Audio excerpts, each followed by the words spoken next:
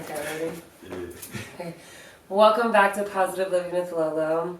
I'm Lolo. Today I have with me here Damon. Do you go by Chief in one of the songs Ohio? In Florida, you're Ohio. Yeah. What do you say? I'm Chief, but in Florida I'm Ohio? Yeah. Yeah. 40 in the Bible, built for the survival. Yeah. I like that. Yeah. So, Damon was one of my good friends. We met a couple years back at a YNO event, actually. And just like really connected and have been super cool ever since and have built a strong relationship based around like really just like our positive living and just how we both kind of are, from like eating like vegetarian to just really listening to positive things, believing in God and talking about that and having conversations like that. You want to tell us like a little bit about your music and like what, because your music is more so like you talk about love and positive vibes and chakras and all types of stuff in your music. Yeah. So like she said, I go by Chief. It stands for creating his image and body and foes. And to touch on Ohio, I didn't tell a lot of people in Florida my name. Didn't feel like they needed to know my name. Like I was just kind of in a different headspace basically. So I want to put on for my city, like put on for my state, put on for my city. So I'm in Florida, like I am who I am, like you see it. So it's like, it's gonna be a little different as I step foot in a different territory. So I don't back down from nobody or no man. So it was I'm Ohio, like you feel me. So I'm gonna put it on my back and I'm gonna rep it to the fullest. So I even have like people's parents, like they don't know my name, they call me Ohio, like they like so. But yeah, like you said, my music, like I have a movement. It's basically called Sheep Dressed as Wolves.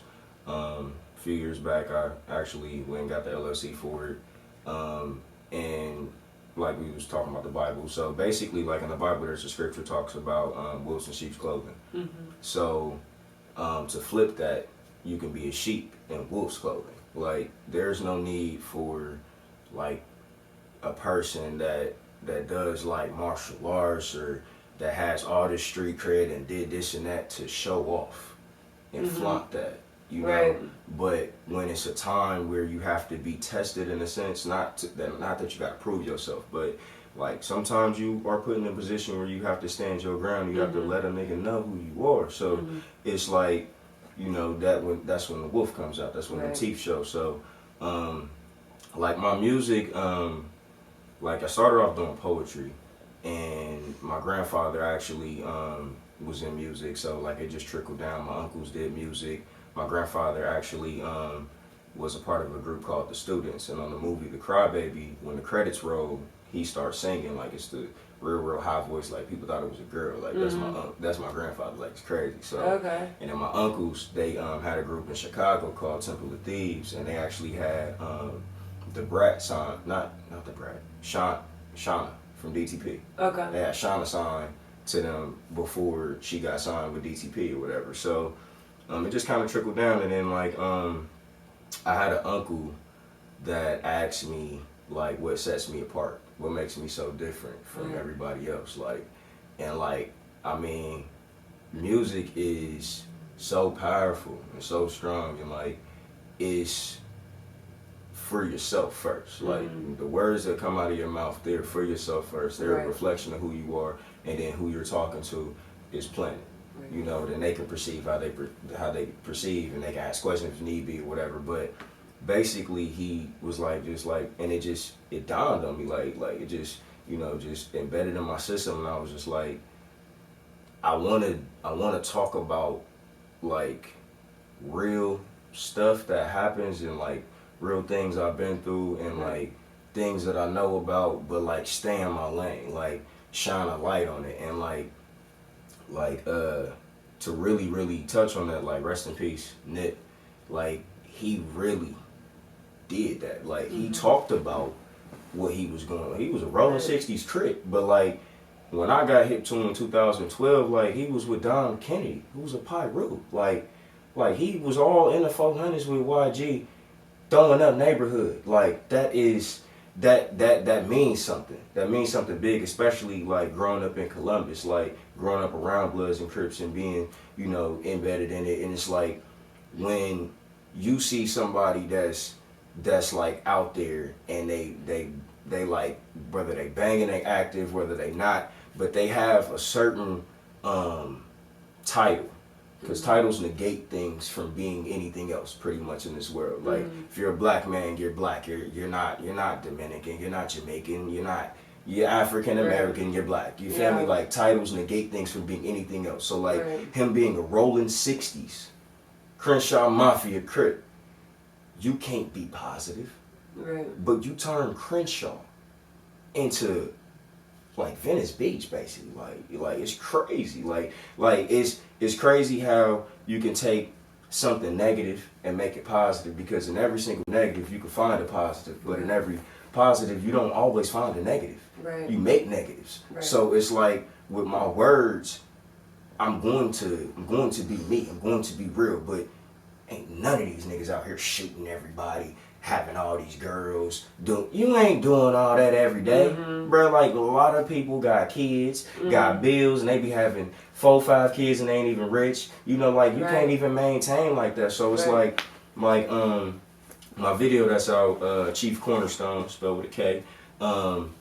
I basically talk about a lot of different things. Like it's literally like, if you pay attention to the words, I'm literally talking about from when I was basically born to like teenage years to like now, and what I did with the things. Like I mentioned my OG Reginald, like Reggie, like in Chicago, like he done been through like some of the craziest things that all these dudes be talking about. Like people know what Chicago about. Right. Like, and then he was in prison, Cook County, but then he went to prison, like did Fed time. So it's like you gotta be established some type of way in something, be a part of something. So it's like for him to be in such a lifestyle that is portrayed as negative and destructive and about just killing and murder and all of that, but tell me you maintain it, you doing something great, young blood. Right. Like keep going. Like don't do this, don't do that. Told me to go to school. Oh, what you doing? Like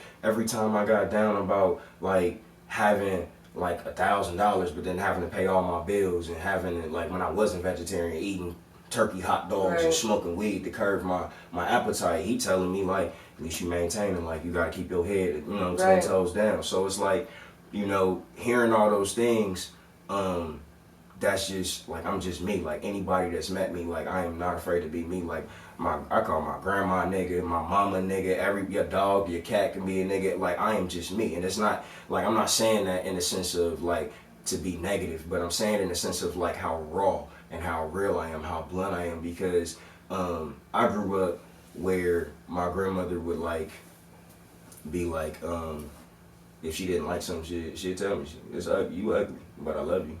Like I don't like that. Like when I started skateboarding wearing skinnies, oh my God, are you gay? Why you ain't never got no girlfriend? Grandma, I'm working, getting money, like like short. I swear, but like cut into. But then I love you. So it's like I kind of learned how to do that, like with my life, and I'm constantly trying to do that because you constantly got to evolve, constantly grow. But like with my music, I also try to portray that and tap into the real. Talk about chakras, talk about energy, frequencies, because love is a beautiful thing and it's great, and everybody be acting like they too tough for it. Like Kevin Gates is like the philanthropist for showing niggas that they can be a gangster in love. Like I mean, that kind of like woke me up even more and kind of changed. But music is starting to, there's artists that are out there doing that too. So I get influenced by my different influences. But being Rasta, listening to a lot of reggae, that kind of helps it too. So I just just try to leave a good mark, because I gotta look myself in the mirror. I gotta die with myself. So I want to be satisfied with it. I love that. Your music is actually really good, and it has good messages and everything along the way. I appreciate it. Yeah, I fuck with that. So like knowing you personally, I just know like other things about your life, like personal like demons that you face and things like that, like from families, family stuff to, so like your brother just recently passed from cancer. You have another sister who is like, what would you call it, mentally ill?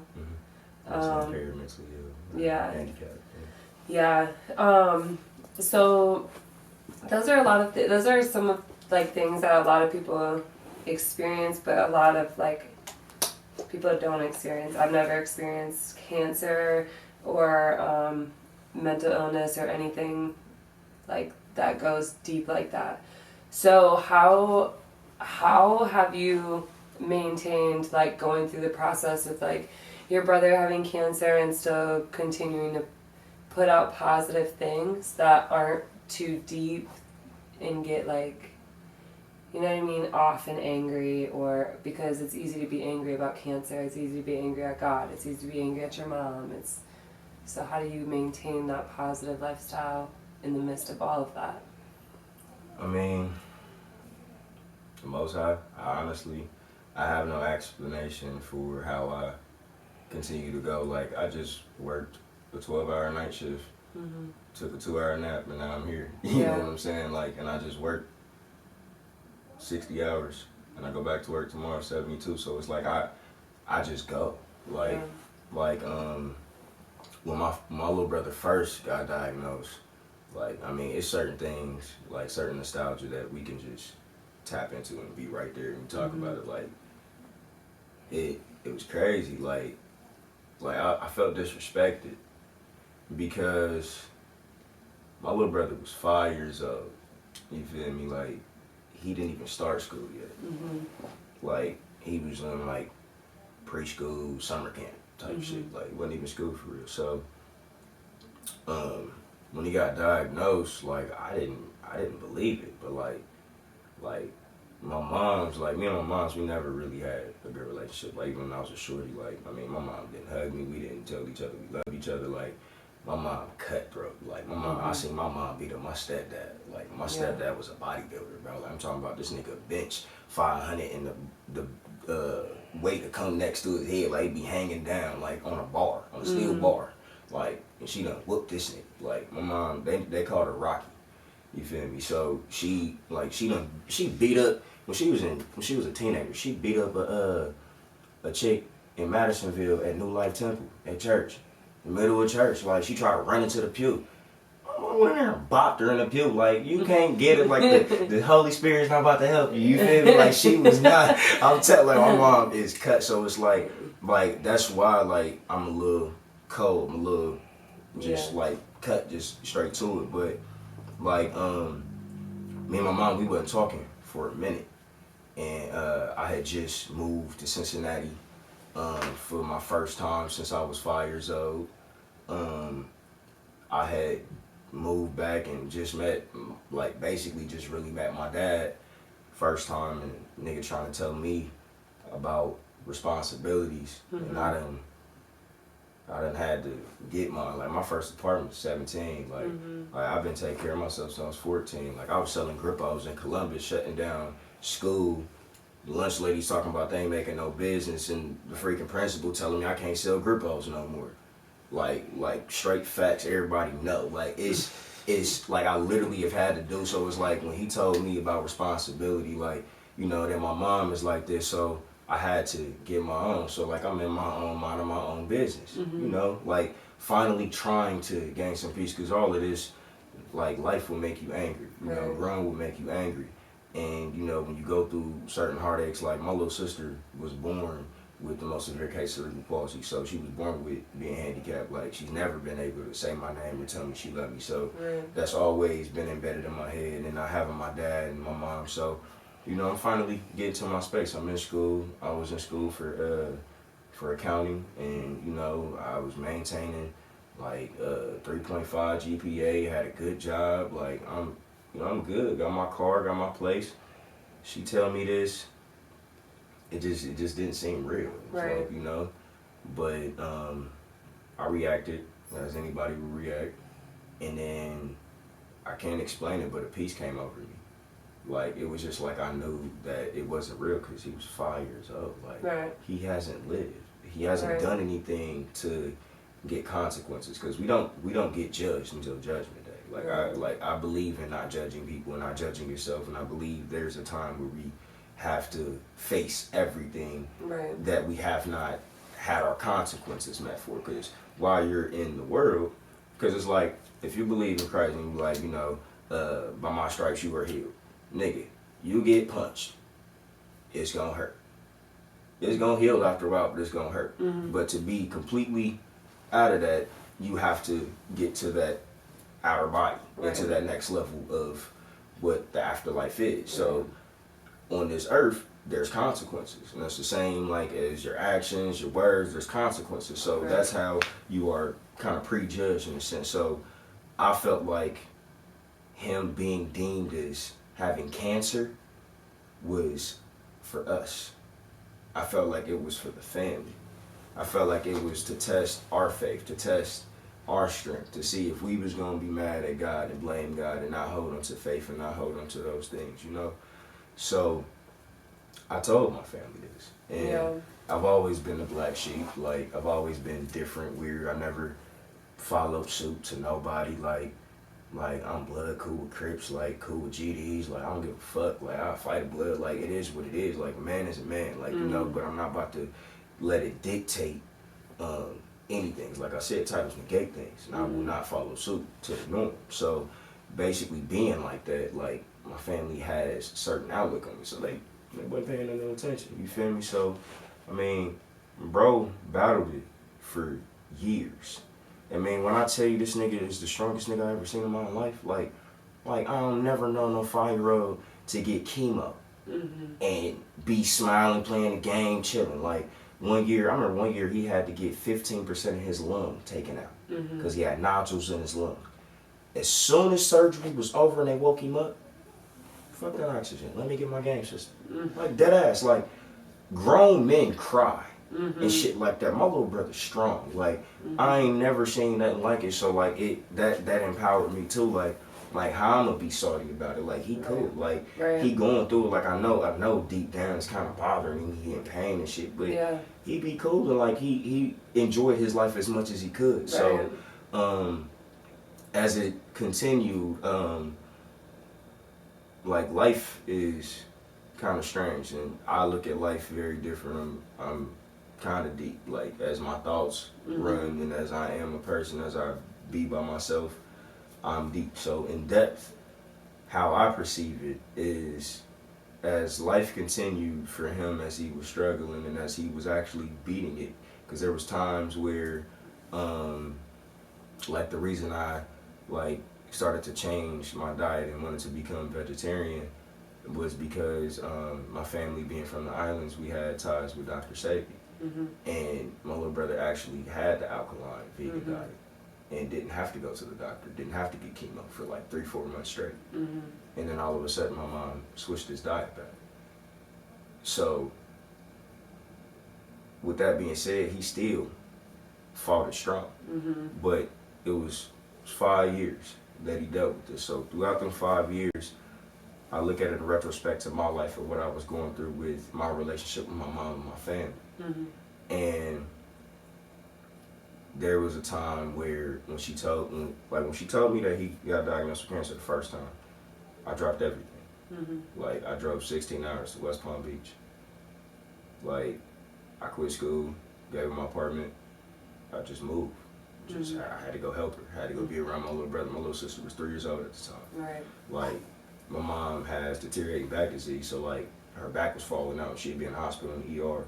And her husband's 60 something. This nigga he moved good. Like don't get me wrong. Like they need some help. Like I'm the first son. I've been the only child for 16 years. Let me get my ass down there with my mama. Like I don't give a fuck about how you feel about me. You feel me? Like that's what it was. Cause that's what love do. It should be unconditional. It shouldn't matter the conditions that it was in.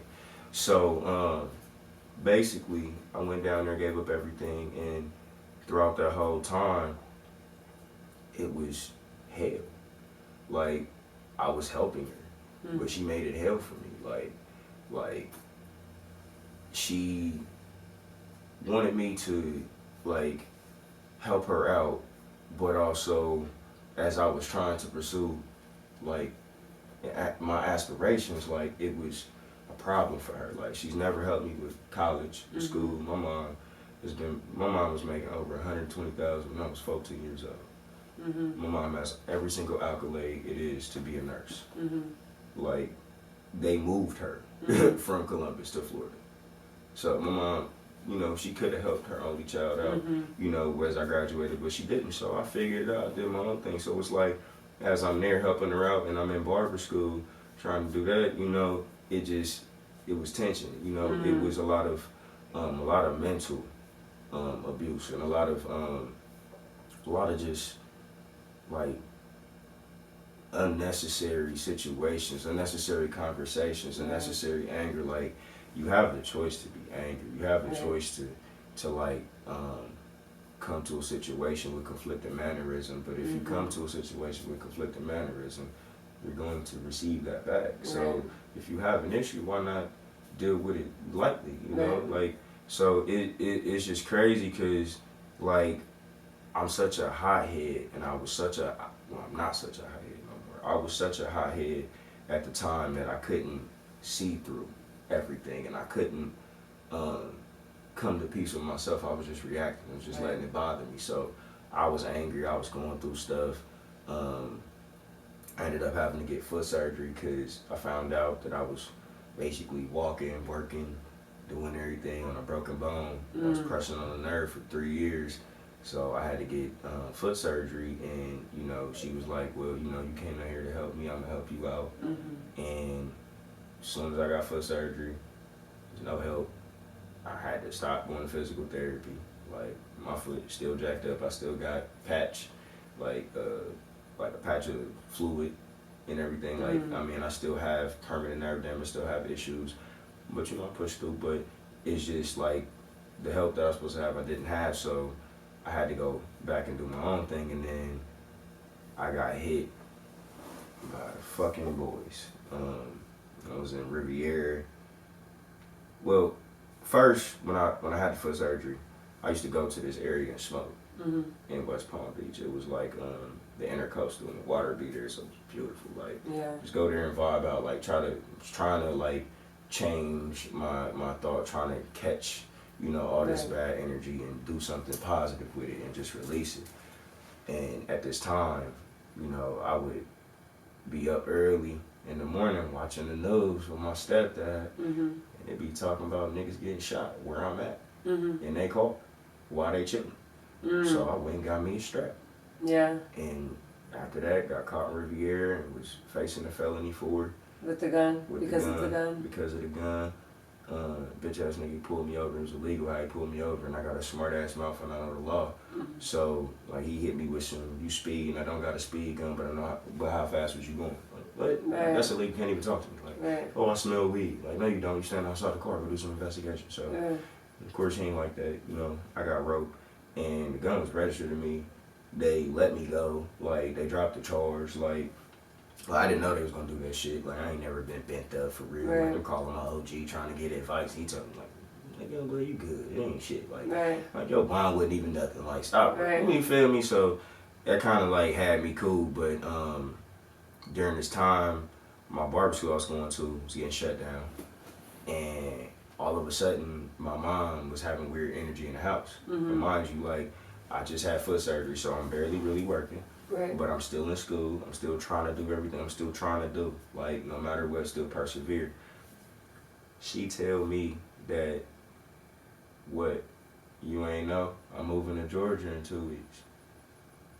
It was like, nigga, what? Like, I got 2 months left, and I'm gonna be a master barber. And I got hella salons and barbershops that I can go to wherever I choose, you feel me? So I'm like, what do you mean? Like, you never told me anything. I would have tried to establish myself somewhere else to help you out. My brother and sister, we would have had a conversation about this. I would have like, don't know nothing, you know, just totally blindsided. Like, and mind you, like, I didn't really know my stepdad. Like, I met this dude, and I seen him for like 3 months, and then I moved to Chicago, and I probably know him like after all the months combined, probably a total of like a year and a half. I don't know this man. So I didn't expect for him to be like, you could still stay here as your mom just up and leave. Like, you feel me? I'm grown as fuck. I was 25. Because they were splitting?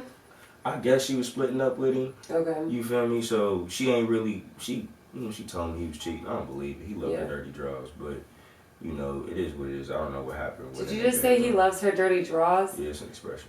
I've never heard that. It's like females, like it's certain females that love niggas dirty draws. Like they go to jail, be in there 10 years, love they dirty draws. Like just do everything, anything for them, finesse other niggas for them. Like bro, it's an expression, but. Oh, okay. Like he just. I thought you literally physically meant dirty. Nah, like sometimes, like when a man is in love, he will be like not even a man. A person is in love. They bend over backwards and they set their standards completely low because they're in love. They're head over heels. Their noses and their ears wide open. You feel me? So that's basically what I mean. But she ended up leaving, and so I had to hustle, figure out how to get like a band in 3 days so I can get to Georgia. Still ain't been to the judge just to see if my case is gonna be dropped or not. So fuck it, we out here taking chances, right?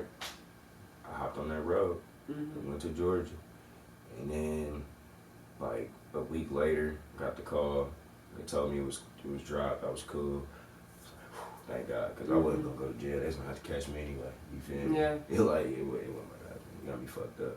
So basically, while I'm there, you know, it's a brand new place. Don't know nobody. We got a little bit of family. Told me they was gonna help me. Didn't help me. Talk about jobs and shit. Ain't no jobs. So, you know, I try to go do what I can. And at this point, I lost my car when I got the foot surgery. Because obviously I couldn't pay the bill. My mom wasn't helping me. So I had to walk everywhere. So I got back on my feet, like, and that shit hurt. But I did what I did, like, you know, these little jobs, and that shit wasn't really working like that. And then one day my mom had a conversation with me. She was like, you know, because she had promised me that if I moved to Georgia with her, that she would, you know, help me get a car, help me out with school. Like, she had said all this shit because she knew that she was wrong for just trying to leave or whatever. So one day we had a conversation about it, and she bought me this raggedy ass Astro van. I know you remember that Astro. Man, that motherfucker had so many problems, but I love that bitch though. It was the Astro van on Friday.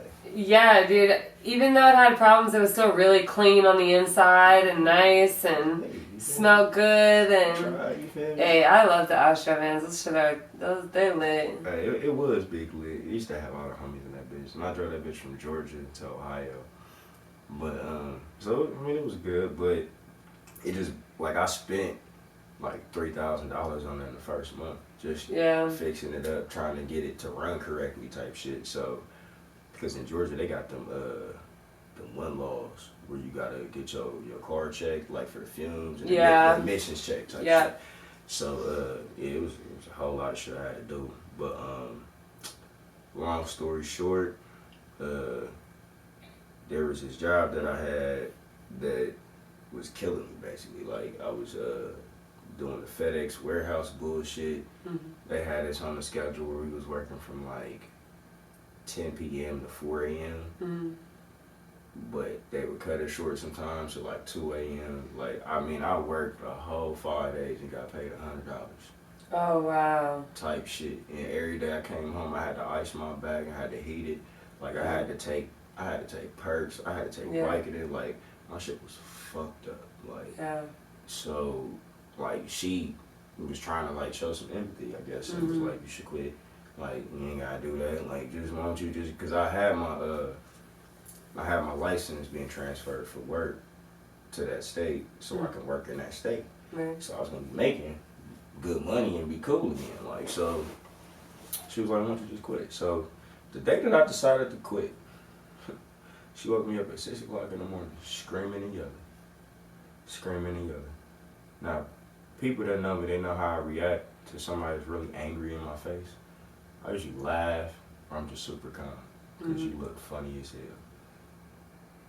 And she, I mean, it just didn't make sense. 6 o'clock, you got all this energy, like you done been up for 4-5 hours, like you wide awake, like you big mad, like super mad with a cape on. Like, I don't understand it. Like, literally, my little brother, he was sleeping in the bed next to me, like, and I was in the bed because she had a little 2-bedroom apartment or whatever. So it's like, you waking me up and him up, and like you sitting here yelling and screaming about a job you told me to quit. So like in the conversation, I was like, I don't know why you so mad. And then and I was like, it's so early, like I'm trying to sleep, like Gideon trying to sleep. Like, I don't understand why you so mad. Like, why are you so angry? Like, why don't you just calm down? Like, like you told me to quit, and she just kept saying, I don't care, and I don't care. It just kept saying she don't care, and it just dawned on me, and that's when it clicked. I was like, I know you don't care, bro. Like, you ain't never cared, Right. and I don't understand why you don't care. And like, I teared up a little bit saying this, and like, you know, she looked straight through me. She didn't give a fuck. Like, she cutthroat. So, she responded with more yelling and screaming. And I was exhausted. I was like, you know what? It's cool. You got it. I let it go. It's like, you're right. She was like, what? Because it literally clicked. Like, it switched. Like, instead of me reacting and being angry, because, like, I would never hurt my mom. I would never put my hands on my mom. Right. But, nigga, we can yell and argue. We can do that. But, like, my mom is a nigga. Like, my mom is the firstborn of 3 dudes. And my grandfather is an OG from Cincinnati. My grandfather's OG Sticks. So, his lifestyle, who he was, she got all of that. And then he switched and changed and became a pastor and changed his life. So, my uncles made her cut. My grandfather made her cut. You feel me? My Uncle Sidney, rest in peace, made her cut. You feel me? So, you gotta like play your cards right. You gotta play the moves right. So, I wasn't about to like test the waters. You feel me? Like I would never test the waters that much anyway. But like I literally was able to think about it. Like bro, if you continue to yell and get at, all she gonna do is hit you. You gonna be pissed. Then you gonna have to pick her up and grab her, and then she gonna do whatever. It's gonna go somewhere you don't want it to go. Like so, it's like why even interacting? Like you are the determiner of who pisses you off and who doesn't. Who the fuck is somebody else to say something to you and it really affects you? Who are they? So that's what clicked. She was livid, and long story short, took my brother to work. To my little brother to school. He was actually going to school at this time, and she came back, and her job is a certain job where she cannot leave. Like she was the director of a lockdown facility in Georgia called Devereaux, and it's like top flight security in the world type shit. Like they weigh your car when you come in. Oh, wow. And if it's off weight or if it's funny, they gonna draw down on you. Like they got like a SWAT team there type shit. Like it's crazy. So like when she came back home, I was confused, and like she dropped something so heavy in her room and left. Like it wasn't even 5 seconds she was in the house or in the apartment. I'm sitting there chilling, drinking my coffee. I'm like, I'm about to go see what the fuck that was. I go see it's a brand new box of bullets for her Diamondback 380. Oh, okay, it's time to go. My mom has told me before, out of her mouth, that, because my mom, like, a lot of churchy people be on this whole, I see the future, I can tell you life, I'm a dreamer, and believe every single thing. Like, God is not fucking normal, period. God, Most High, the universe is not normal. Life is not normal. You can have a whole plan for your day and it's gonna go completely different. I planned for the day and it was different. Like, you cannot try to predict it. So when somebody like my mom tells me that her dream showed this and that, and this is exactly how it was and exactly how it's gonna be, I'm not listening to all of that. There may be certain key points that might be effective, or you might have to totally disregard the whole thing. But like she told me that I had did something and she had to pull a gun on me. Like, now you know me personally. you know how much of a gentleman I am. Like, I almost beat a nigga up thinking he was disrespecting your homegirls because he was singing a song talking about bitches ain't shit. And I was like, nigga, what? Bitches ain't I what? remember that. I was like, yo, chill. He was literally just singing a song, not even to us. Like, yeah, but like, so that's it. It's like, Mom, like, for real, like, bro, when you was pregnant with my little brother, I babied you. Like, I stayed home with you every day. Like, I barely went anywhere. Like, I cut his umbilical cord. Like, I made you stay in the bed after he was born so I could take care of him in the middle of the night. So, cause you did the hard work. You feel me? Like you my mom. Like, why would I? You feel me? So, her saying that and then her having them bullies, it was like, I gotta go. Yeah. So, I tried to leave, and then I had an uncle that told me that I can go stay with him. Right, he like begged me to stay. Don't go back to Ohio. What you gonna do in Ohio? Like, you gonna get back involved with gangs? Like, you gonna be on this and that? Like, I'm just like, bro, that ain't all it's about. Like, if I want to be involved, I can be involved right now. Like, it's not about that. Like, this environment is not good. And he just promised me that it would be different. And he was gonna help me get a better job. He was gonna help me, you know, with the studio and the music. You know, help me with school and this and that. And he had a business at the time. And it was basically concluded that he wanted me to run his business for free and work for free while I live in his basement. But he kind of did it. Yeah, he kind of did it. Okay, with on some slick shit, like without telling you like directly that. Type shit. Like, he was like, you know, I live in my house. I got 3 kids and a wife. We piss, shit, take showers, use the lights. I'm gonna pay him anyway. You good, nephew? You ain't gotta do nothing. Everything you done been through with your mom, everything you been through in life, like, like, I done did some shit I'm not proud of. You feel me? So, you know, he was just like, I'm gonna help you out. Right. You know, so I kind of was like, you sure? Like, I can pay you this and then, like, nah, you good. I'm like, okay.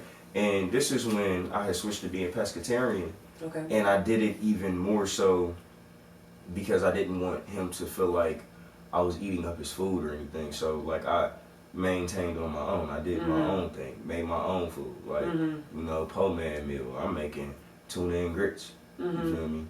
But the situation, the living situation there, changed once I became pescatarian and wouldn't eat with them. But I would eat with them, but, like, not eat everything. And, like, you know how it is. Niggas make jokes and judge you and shit. Yeah. So that was a factor.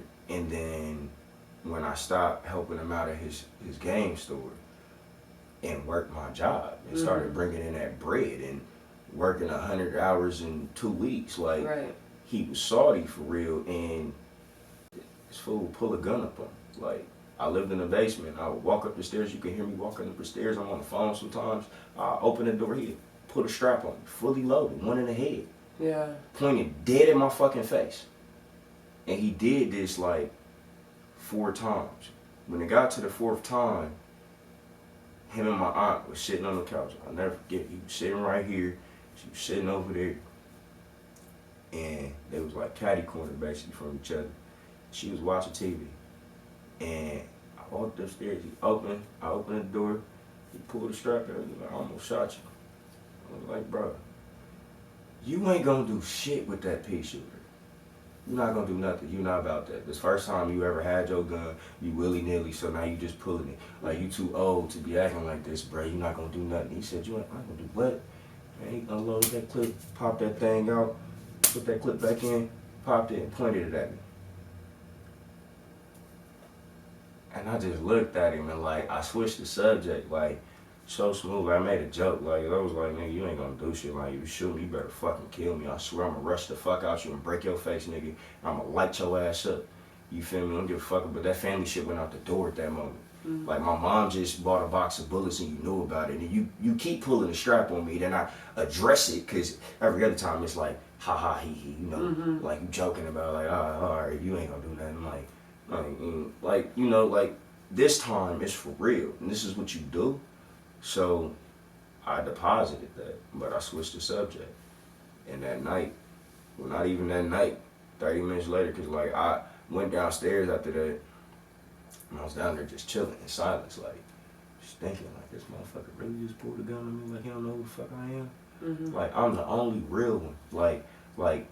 Like, quote unquote street shit. I'm the only street nigga out them motherfuckers. Like, and they my uncles, but they like my big brothers, cause I grew up with them in Chicago. Mm-hmm. But like, they was scared of me hanging around my OG type shit. Mm-hmm. Like, you really pussy? You really just did that, bro? Okay. And we just had a conversation that week about how one of my cousins out here in Cincinnati had pulled the strap on his uncle. And he was like, I never do that, nephew. Like, that don't make no sense. So I just felt... That sounds like he has mental illness, like... All the motherfuckers got mental illness. Yeah, it sounds like he, like, actually has, like, real mental illness versus it being, like, I keep pulling it on you as a joke. It it's sounds a like... macho complex. Because, like, he likes to show off. He's very emotional. He likes to be the center of attention. Like, it's just weird. It's a macho. It's very weird. Like, I don't know exactly everything, but I know he's macho. I know he's emotional. He tries to show off. So coming out of all of that, like, how do you stay positive, like, when you're dealing with family that's pulling guns out on you and shit? I mean, one, I had to get out that situation. I left that night because I wanted to kill him. So I had to leave. I left, like, I packed up my clothes and everything within like 2 or 3 hours, and I hopped on the road, came to Ohio. And getting out that situation and then knowing who I am as a person, like, for instance, my job, like, I'm in nursing, I take care of people, travel all over, take care of people. Right. And I have people that are racist, that are bigots, that don't like men, that won't let a man give them a shower if they need to get a shower because they crippled but they can speak, like, you know, but will let me take care of them and love me, like, you know, like, really show me that I am who I think I am. I am who I say that I am. So knowing who you are and getting out of that situation and staying away from that energy is how you do it. But do you think that also, like, do you think that you had, like, if you were in this industry, do you think that without the validation from, like, people that you take care of, would you feel like you're still who you are without their validation of that? Yeah, but I probably wouldn't be as loving. I probably wouldn't be as, like, as forgiving, as meek. Because like, there are times where people want to spit at me, talk shit, try to swing at me. Like, bro, do you know who the fuck I am with these hands? Like, that's crazy. You really stop playing. Like, but I have to figure that out. And, like, if I didn't have this, I probably would have figured it out in like, maybe too late, or probably would have never figured it out.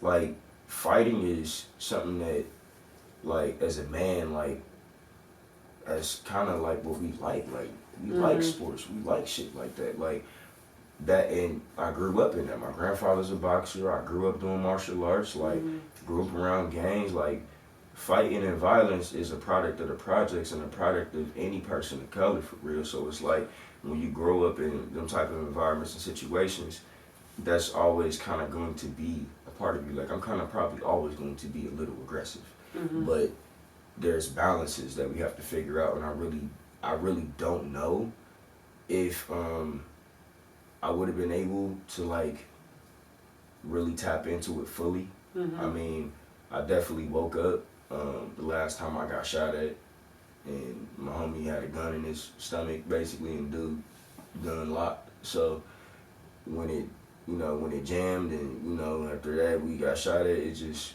seemed like something had to change, something had to be different. And it started with my mind state. It started with how I perceive myself and how I perceive things. Like, I mean, I'm not gonna be a dummy. I'm gonna, be strapped. I'm gonna be ready, prepared if I need to be. But at the same time, like, I think growing up like that, that's all a proving game. It's all showing that you have something to prove. I done walked away from fights. I done let niggas punch me in my face, look at them and tell them I still ain't trying to fight them. I don't know why they're so mad. And then, of course, they take that as me being a bitch, want to still fight, and I whoop their ass. But it's like, once you come to an understanding of, who you are, and not having to prove yourself to nobody, because you prove yourself to yourself, that makes you, that makes you growing. That makes you, evolving. So, I really don't think I would have been able to tap into it like this great, honestly. Yeah. Do you have any daily routines that you do to make sure you maintain a positive attitude and lifestyle? Well, like I grew up listening to reggae, my dad's Rasta, so I always listen to reggae. That's like it doesn't hurt my head. Like when I listen to like rap, hip hop for so long, and you ain't talking about nothing, no fruits, man, that shit start to hurt my head. Like I don't know what it is, but like reggae always has fruits. They always talk about something real, something positive, something uplifting. There's a lot of scriptures in there. Right. It's just, it's good music. It makes you feel good. So I listen to that every morning before I wake and bake. I light sage. I meditate. I try to just keep myself around positive people and be conscious. Like I try to be conscious of my moves, my interactions, my words, just the people around me. Like I mean, I cut off people so quick and so easy because like they toxic, they leeches. Like, and I got an agenda. Like if you don't reflect me, if I don't look like you, you don't look like me, we don't got the same agenda, the same interest. What the fuck are we doing? Why are we involving our energy and time with each other? So see, I'm the exact opposite. Shit. Because I'm such an unconditional lover to pretty much any and everybody, and I accept any and everybody until they prove me wrong. And but yet I still have a hard time giving up on people, even when they are leeches, or even when they, just because I feel like. I mean, it's a way you gotta do it. I mean, I say things very, very cut. Yeah. But like I can my cousin Starship. They're my first cousins. Yeah. They're my first cousins. They ain't going nowhere. I love them niggas. I just don't get along with them. Yeah. And they don't like me. Yeah. And I've done some wrong. They've done some wrong. But the difference is I've tried to make amends. Mm-hmm. I've spoken. I've reached out. Mm-hmm. That's the difference. Like, even though I don't like them or fuck with niggas, like, they wasn't my cousins.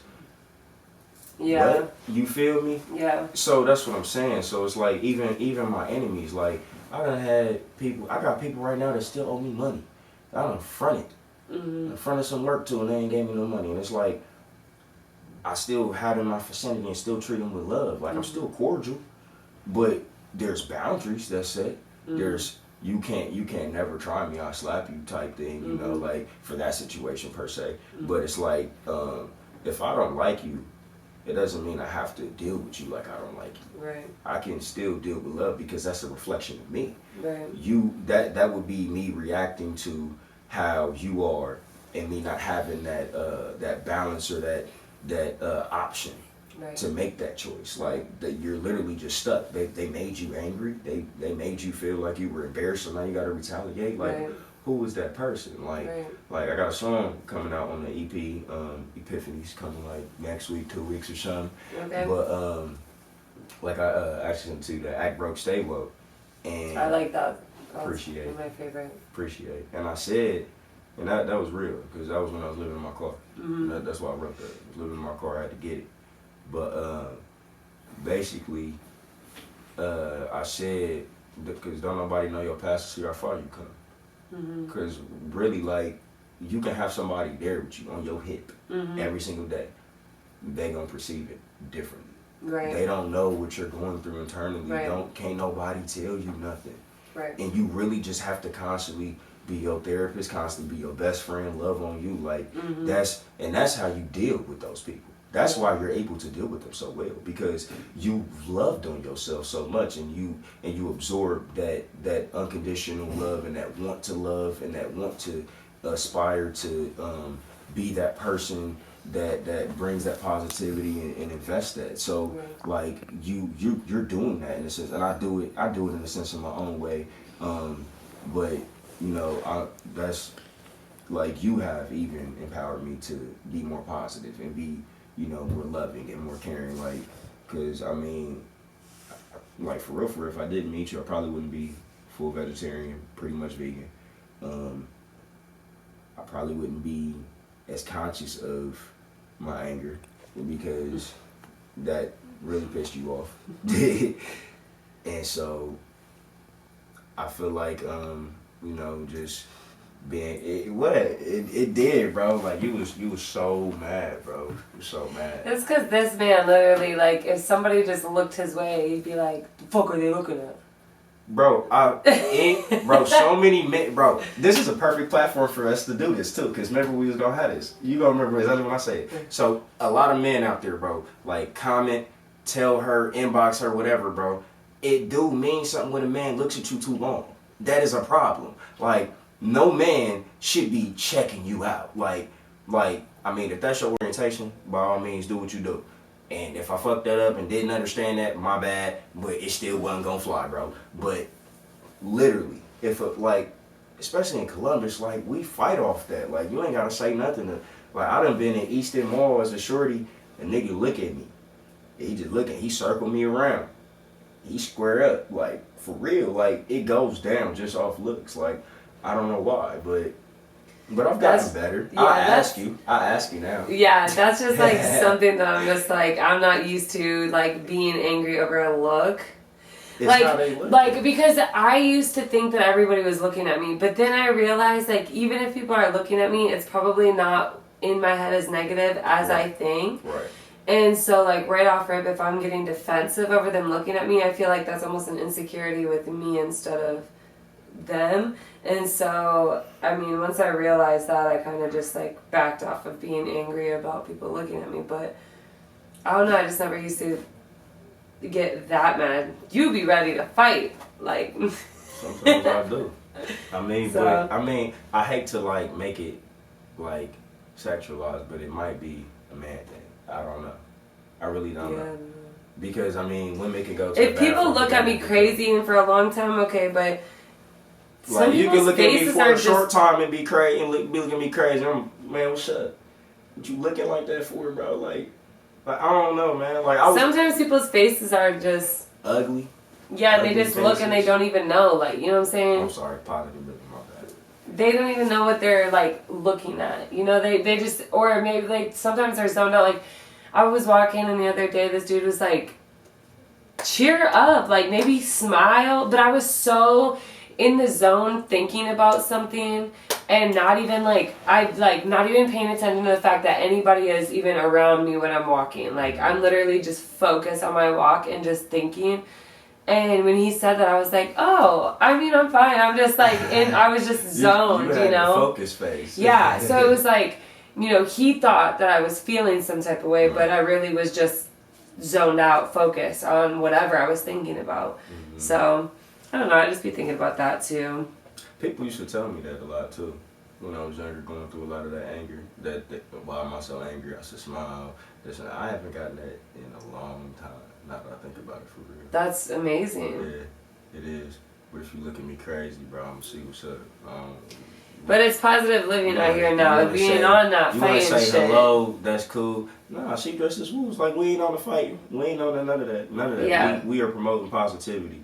But people take kindness for weakness. And I like to influence those people. I like to try to give a lot of people more backbone. That's really a lot of the music too. Like, you know, I talk about like some real hard gutter, but like give you the love at the same time. Yeah. Like, and that's me. But yeah, definitely positive living, no fighting, spread love, stop the gun violence in Cincinnati, in Ohio, in the world. Like, stop that shit. Smoke some weed, bro. Like, everybody should just smoke weed. Just smoke weed and big back and be boo, bro. Facts. Well, do you have any words of advice for those youngins? Yeah, go run that video. Go run that video up. That Chief Cornerstone. Oh, you mean for like inspiration? Well, you can turn up yourself, but I was thinking more so like just kids who just don't feel loved by their families. Oh, yeah. If you don't feel loved by your family, they do love you. Like, my family does love me. They just love me in their own way. It's different. You have to accept the fact that people are people. They're who they are, They're not how you want them to be. They're not going to be exactly how you want them to be. They might not even be nowhere near it. And if you're going to deal with that, you have to accept it. And you have to understand that you can't change that. But you have to love yourself. And it starts with accepting people for who they are, loving yourself, and then once you do that, you'll start not to react so much to how people treat you and perceive it negatively.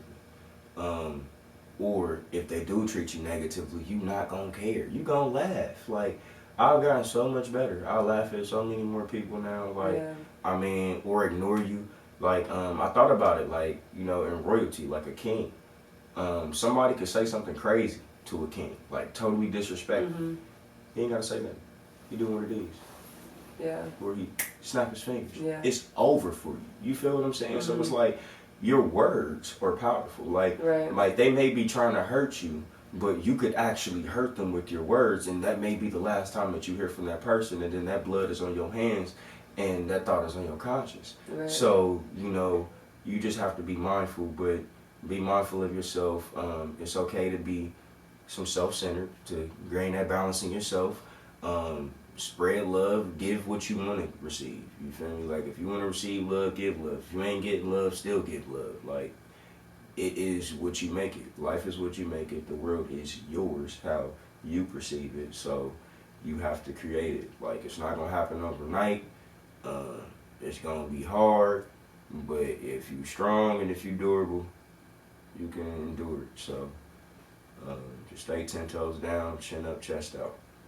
That's your saying. Where can they follow you at?